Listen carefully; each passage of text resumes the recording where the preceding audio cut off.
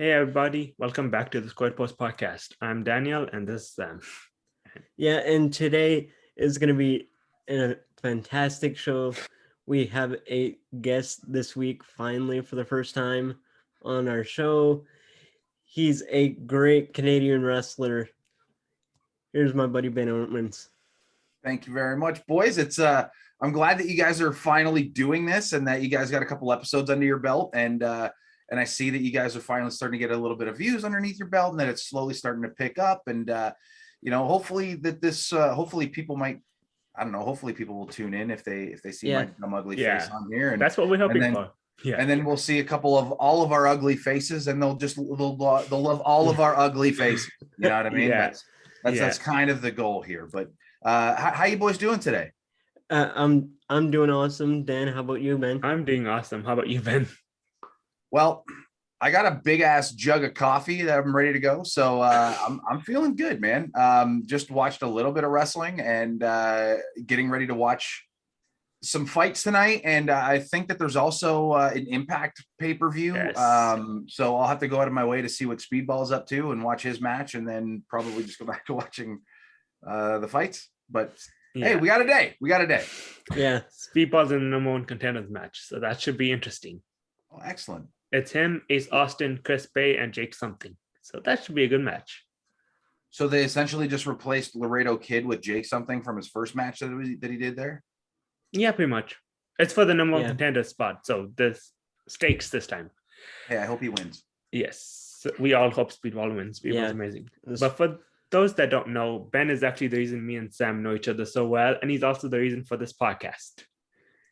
About, I want to say January, February, you started watching wrestling on your Twitch. Last year. I can't remember exactly when it was. I know I started streaming in January and I was really just trying some stuff out. Like I didn't really know what I was doing. I just knew I needed to do something creative and kind of get my creative outlet kind of going again, just because I was getting so used to not just wrestling, but promoting and booking and creating shows and coming up with ways to like produce them and just a bunch of different, like my creative juices were very, very full before the pandemic hit. And then all of a sudden it just went to obviously nothing.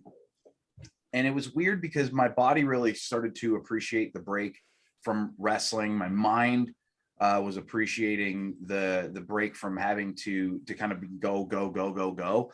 But then, a couple of weeks into it, you're just like, okay, I'm starting to feel a little bit better on both ends. But now it's kind of like, well, I miss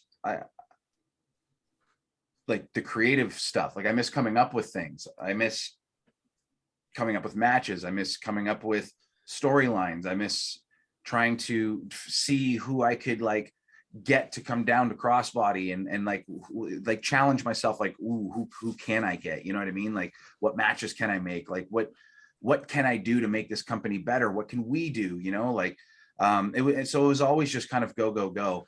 But then once I kind of started streaming, we were playing video games for a little bit. Nobody gave a shit.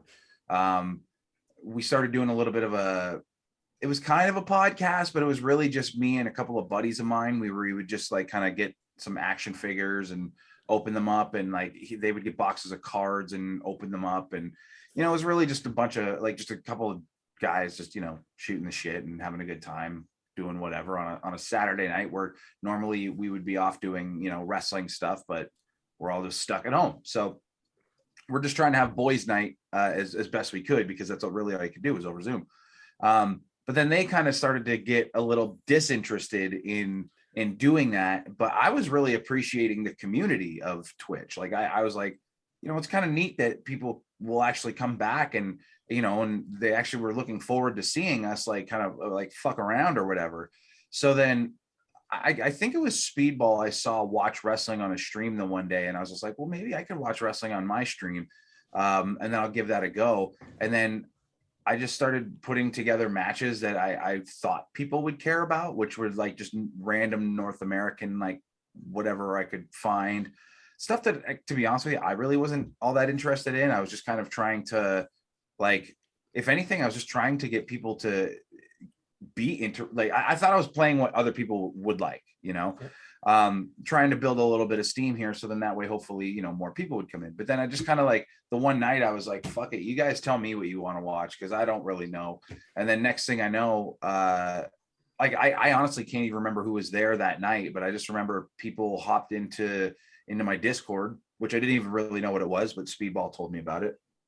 And then people just started like dropping random links and for like Japanese wrestling matches and just stuff that I wasn't really used to. And I was just hell bent on giving it another shot, just because I wanted to see what people liked and maybe just what I wasn't understanding.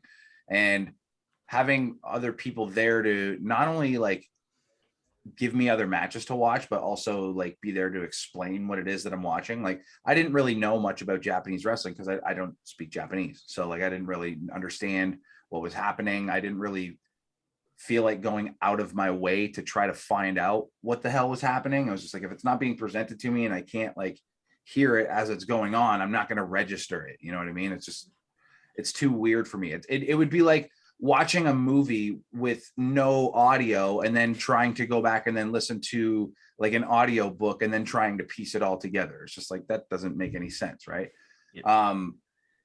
So when people were there to kind of explain what was happening, I was like, oh shit, this is so much better than anything I've ever watched. Like, and now that I kind of know what's happening, and then it just kind of snowballed from there. And then next thing you know, like guys like you would, like both of you, like would start coming in like almost every stream and then start recommending all these other great matches for me to watch. And if anything, it rekindled my love for pro wrestling.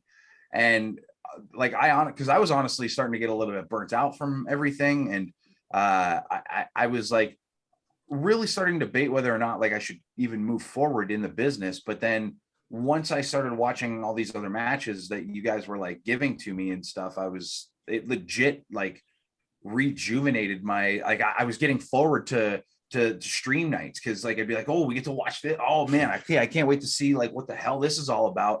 And then I would just sit there like a fan again. Like I just completely dropped my guard as a wrestler and was just like, I need to just watch this as a fan and just see what this is about. And man, like watching all the Noah matches that you guys were dropping, like all the Minoru Suzuki matches that you guys were dropping, like it completely made me fall in love with Minoru Suzuki. Like he literally sits beside me at my computer every day now. He's my little dude. My newest t-shirt that's coming out is actually inspired by a Minoru Suzuki design that my buddy who's a professional comic book artist did up for me. When does this drop, out of curiosity? Tonight or tomorrow morning. I'm going to try. Okay, so then I can't quite show you yet. I'll show you when we cut. But I will I'll show you guys like a little bit of a preview of the deal there, because I'm just waiting for What a Maneuver has it all. I'm just waiting for them to actually get my store up before I actually like drop it online. Yeah. Because it's one of those things where I think when people see it, you'll just be like, you know what, I kind of want to get that, and then it'll actually be available for you to get. So but it's cool, man. Like again, it's completely rekindled my love for watching wrestling. It's reshaped how I think about wrestling, how I present my wrestling, how I wrestle. Like it's I genuinely have you guys and others, obviously, like Dawn Breaker and a couple other guys to thank for sure. But it's crazy what the Twitch community really did for not just like my professional career, but also just like me as a dude. Like it was just really cool getting to know other people from across the world. And then like having guys like you guys like support me when like the biggest match of my life was coming up, like against Speedball, you know what I mean? Like it was just so weird, because like you guys kind of got to know me over the course of like the time that we had off. So like when these things were happening, like it was kind of funny that like I was going to talk to you guys about most of this stuff, as opposed to like other, like even wrestlers that I would talk to like within the area to try to get comfortable with, just because like I got so like comfortable with my entire Twitch community. So it's a pretty badass little thing that we've kind of all created there. Yeah, Twitch has been awesome, especially me. Like I told you both before, but like I was kind of falling out of love with wrestling before the pandemic happened, and then when the pandemic started, I started watching like you guys and other Twitch streamers, like wrestling fans, and they made me kind of fall back into love with wrestling. But it's funny you bring up Minoru Suzuki, because I joke with you all the time now when we watch Minoru Suzuki matches, that I still remember the time when you were like, yeah, this next match has Minoru Suzuki. I'm not sure who he is, but people told me to watch him, so I guess we're watching him. And now every time I say, hey, I found a Minoru Suzuki match, you're like, yes, please give it to me. I need to watch this. You want. But I think Twitch has done Minoru Suzuki. Yes. It's funny because I didn't even plan this, but I'm literally wearing Stance socks right now because of Minoru Suzuki. Nice. Oh yeah, I remember you showing that on stream once. You were like, look at these. I got a Minoru Suzuki sock. Yeah, those socks are dope, man. Yeah. But I think Twitch has done that kind of for all of us. Like, and like Noah especially, like we all have guys we didn't know about before we start watching them on like your streams or or Speedball streams, and now we're like, yes, that dude is amazing. I love that dude. I would watch anything. For me, it's Nakajima, like in current day Noah at least. What about you, Sam? For me, it's probably Marufuji for current day Noah. Like when it's like 10 or so years ago, I would say Kenta, specifically because his involvement in North American wrestling and stuff like that. But for me, just coming on to your stream, Ben, and just watching these matches with you and with Dan and everybody else in the chat, it's so much fun. Like just learning about Noah through your streams. It's awesome. Oh, absolutely. And it's so weird because the more that I learn about Noah and the more stuff that we watch, like especially, Marufuji, for example, right? Every time that I watch another Marufuji match, I just become more and more and more and more a fan of his, right? And what's crazy is that I got to share a locker room, not share a locker room, but like I got to spend like kind of a couple of days with him at Impact because he was down for a couple of tapings in Windsor. And I knew of him, but I didn't really know who he was. So it was just kind of like oh, hey, what's up, man? And meanwhile, like, it's hilarious now. If I look back at it, it's like, if that was to happen now, I'd be like, dude, like it would have been a completely different approach to meeting him, just because the respect level is so high for him now. It's crazy. Yeah. Marufuji's the best, like, especially if you look at his Noah and all that he's done to like kind of help Noah reach the status it is, because like there was a couple times I was in a really bad place and Marufuji was like, nope, I'm here. I refuse to let Noah fail. We are going to make it to the other side. And I think they have at like most of those times. Well, and he's like definitely one of the most copied wrestlers as far as like, I mean, because North American wrestlers just completely steal from Japanese wrestling. Like it is what it is. Like I'm very guilty of it myself, right? But I believe that Marufuji is essentially like the father of independent wrestling in North America, just because like everybody's cool shit that they steal from him, Yeah, Marufuji has definitely had a lot of his stuff copied or stolen outright, which I don't think he minds. I think he's like happy with this, because like we all know it's Marufuji. Like every time we see something, we're like, that Marufuji, and I think he's happy. Like he doesn't care about. I think Marufuji is one of those guys. He doesn't care about himself. He just wants to get wrestling as big, especially if it's Noah. He wants to get Noah as big on a platform as he can. So this doesn't really matter for him.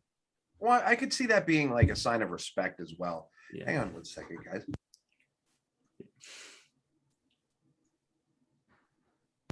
Sorry about that. Allergies are just kicking my ass all of a sudden.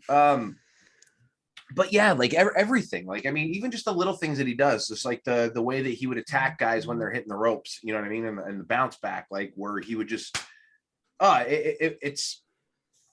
he's like, you used to hear that the innovator of violence, and he's kind of one of those dudes. Like he's kind of like the Japanese Canyon. Like Canyon came up with like like he was the godfather of like a lot of moves that went on to get used like on North American television. And pretty much everything else that got used was either now that I think about it, probably either invented from Canyon or from probably like Marufuji or Kenta, you know, or like Joshi wrestler. or Joshi. Joshi has inspired a lot of stuff that we see every day and we don't think twice about because it's so common. Yeah. But back then, especially when it comes to the women. Yes. Absolutely. And did I just see that Kairi Sane is back? Kairi Sane is in Stardom again. It's going if she's wrestling, even if she's wrestling part-time, it's going to be a lot of fun seeing Kairi Sane back in Stardom. So why did she I can't remember why she left WWE. From my knowledge, it was she had concussions issues, and then she also just wanted to be back in Japan. She did not want to stay in America longer, so she was just like, "Yeah, I'm going back to Japan." And WWE was like, "Okay, we'll make you an ambassador." And then like all that stuff happened. Now she's free and she's in Stardom again.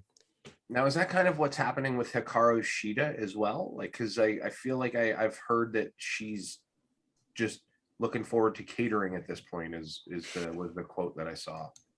I don't know if she's as unhappy, but I know she has a match in March in Tokyo Joshi Pro where she takes on Hikari Now, who I love, by the way.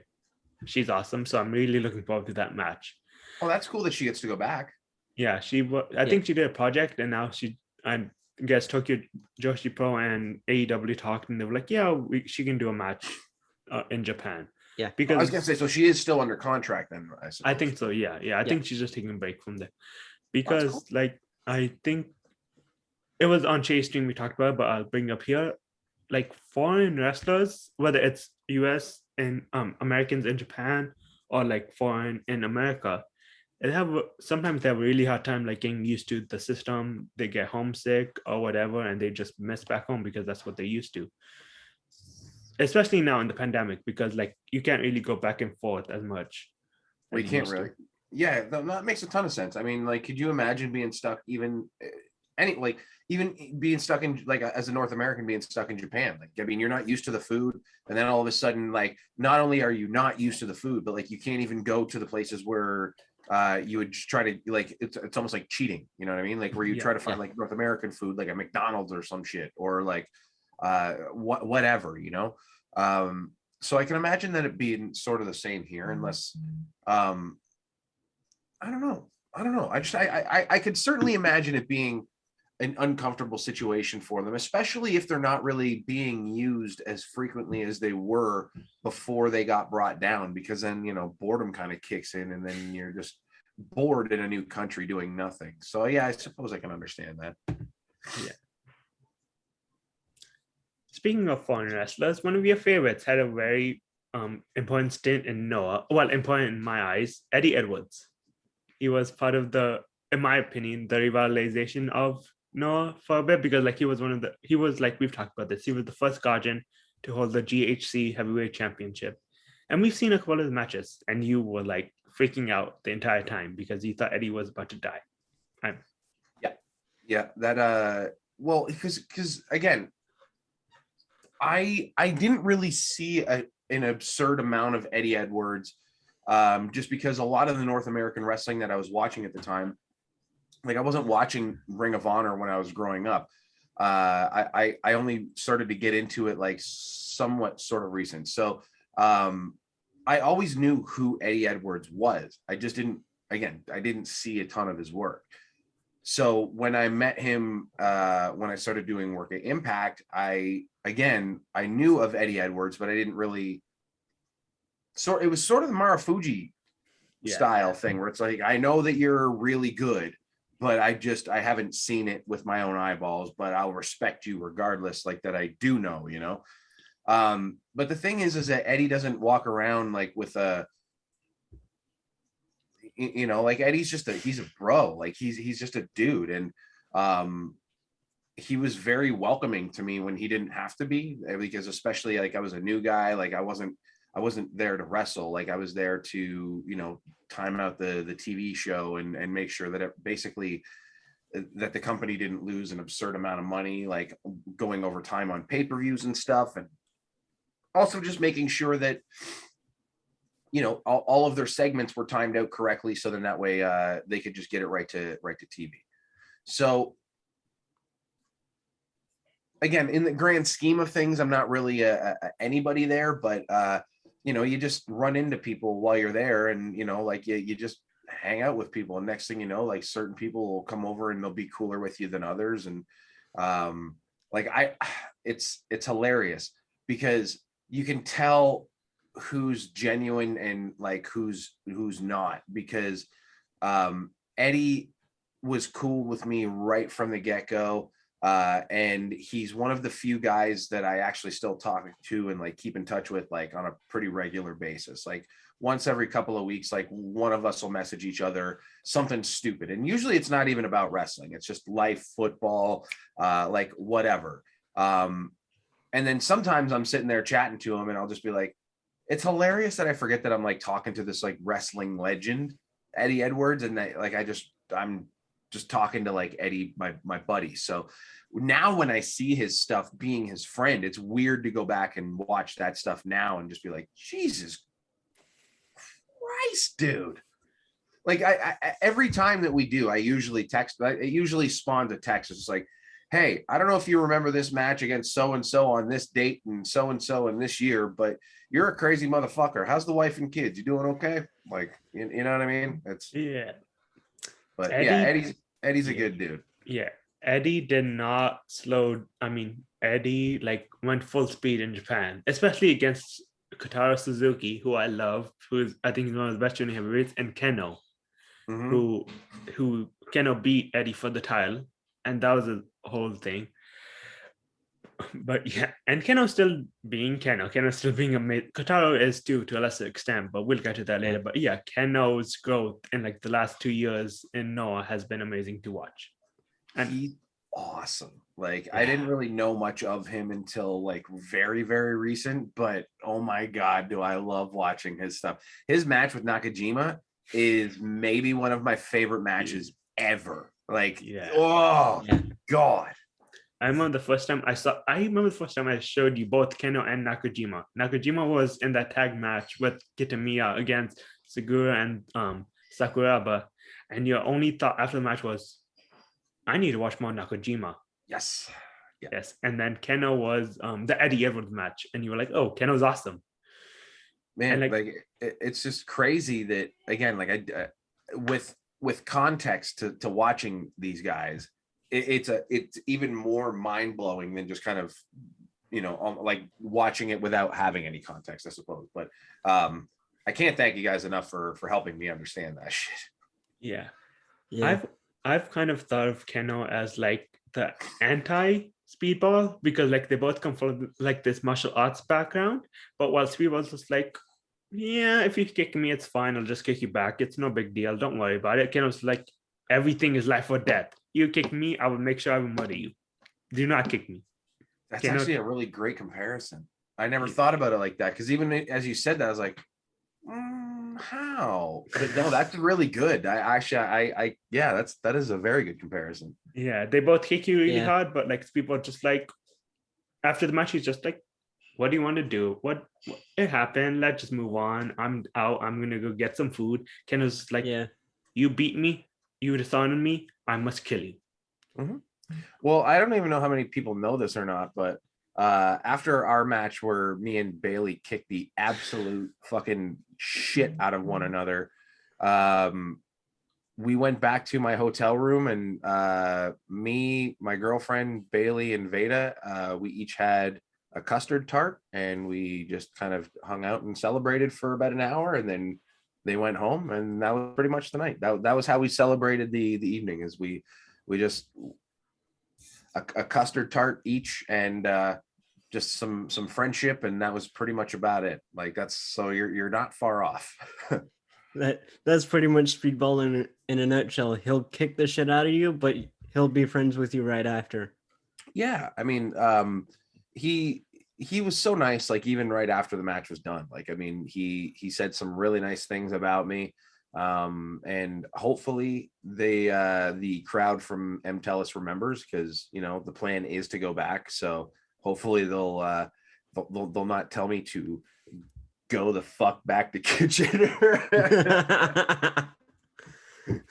Which there was that one, and then someone said that which I thought was really funny. And then it was like 2 minutes later, you just hear some drunk guy with a realization, and you can hear it clear as day in the TV episode on the Fight Network too. This dude just screams, "Where the fuck is Kitchener?" Yeah. You and Speedball, that match, like I watched it like the first time on the vlog when you posted it, and then I watched it when you and Speedball were discussing it. That match held up both times. I forgot how to speak for a second, sorry.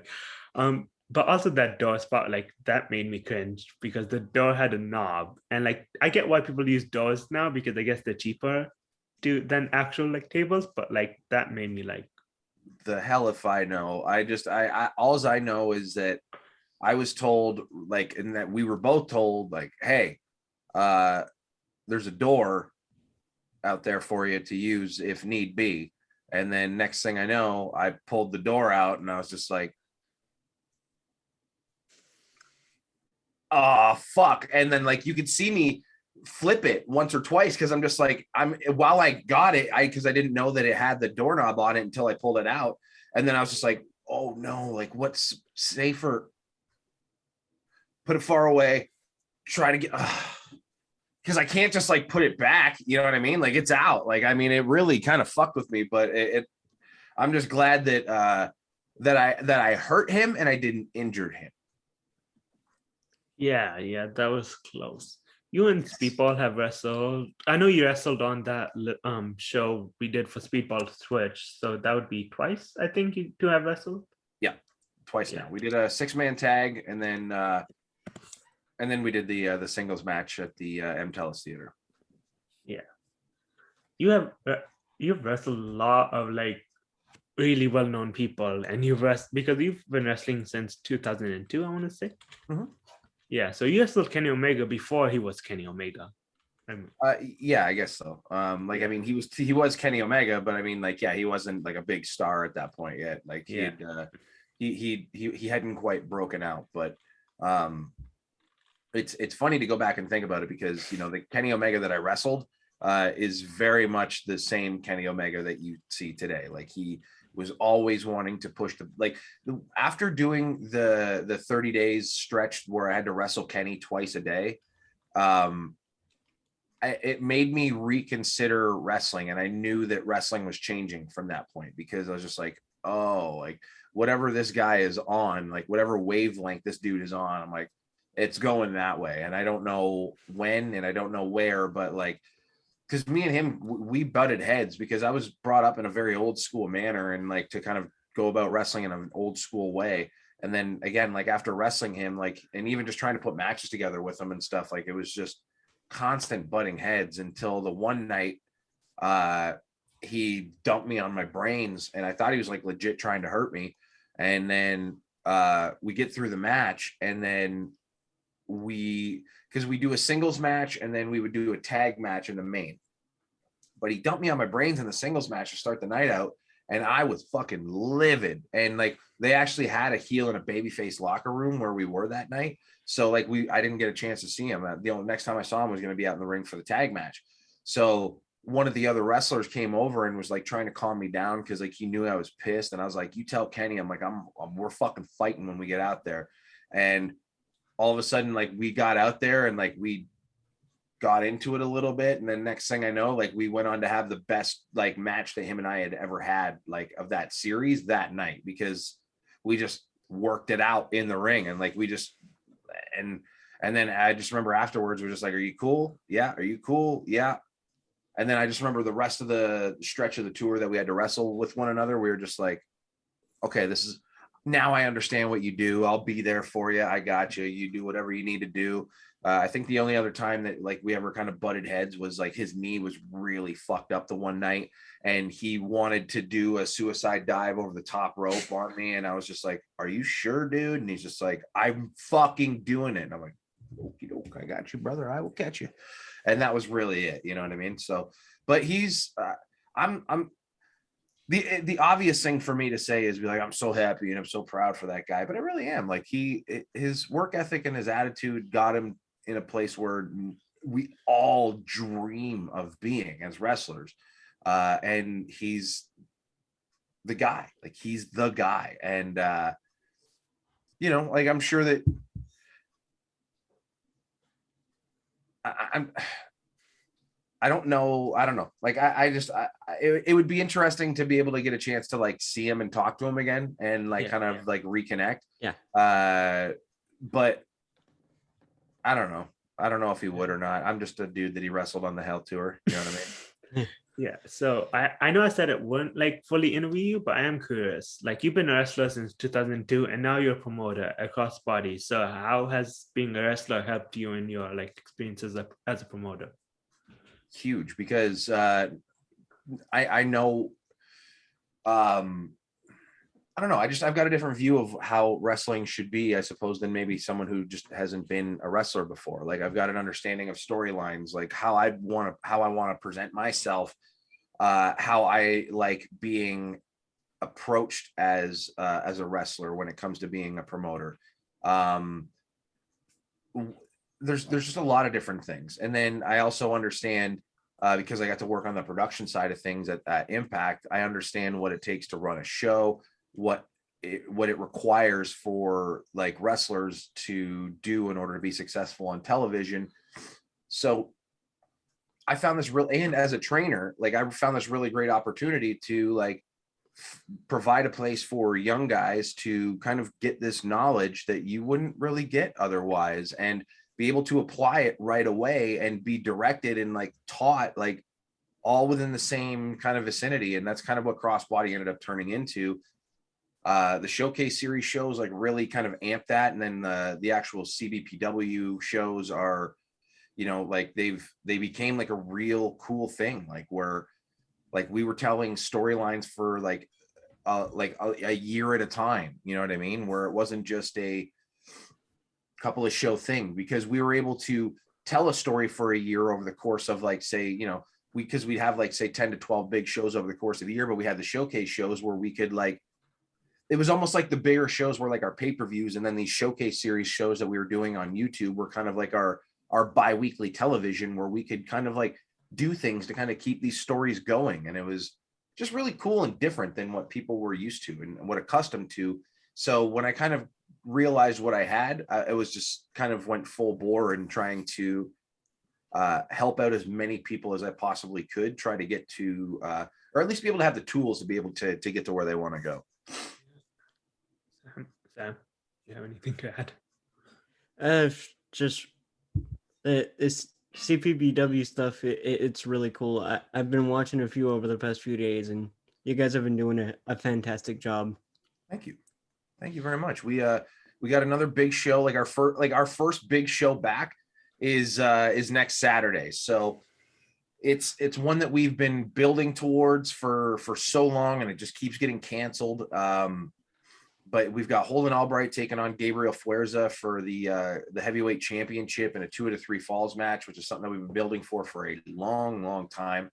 There's a vacant internet championship that I am vying for between myself, Jesse V, Carl Jepsen, and Kobe Durst. So it's just going to be a big meaty men slapping meat kind of match. You got the women's champion, Alexia Nicole, taking on Chris Stara, who's one of Speedball's students. You've got the Rock Solid Wrestling Tag Team Champions being defended, which is cool because it's always nice to have working relationships with another company, as well as have their titles being defended in a company of ours. Where the Dirty Vets, who are the champions, are taking on El Tornado and Jake O'Reilly, who are legends of the Ontario scene. And then we've also got the Morning Man from our local radio show, Daryl Law, who's going to be there for the special guest referee. We've just got an absurd amount of like talent on this show. We've also got Addie Starr versus Cecil Nix, which is going to be very cool because that's a rivalry that's been going on in the Indies for the better part of like 10 years now at this point, I think at this point. So it's just, I'm excited, man. I'm excited to get back to work. I'm excited to get back to promoting. I'm excited to getting back to wrestling in front of our home crowd, and just pumping out some more content, man. I was going to ask you to do your plugs, but I think you already just did them. Nailed it. Yeah. We'll definitely have you back on the show soon to talk more wrestling, but I think for now we're just going to wrap up. Absolutely. Follow me on all my socials. Big Ben is angry. Follow Crossbody Pro Wrestling. CBPW Academy, and also follow me on YouTube, youtube.com/Big Ben is Angry, and then youtube.com/Crossbody Pro Wrestling Academy. I'm out because I see the time. I'm DJ Wrestling on Twitter. I'm Sammed Up Wrestle on Twitter. You can find the pod at Squared Post Pod on Twitter. Follow these handsome bitches. All right, see you.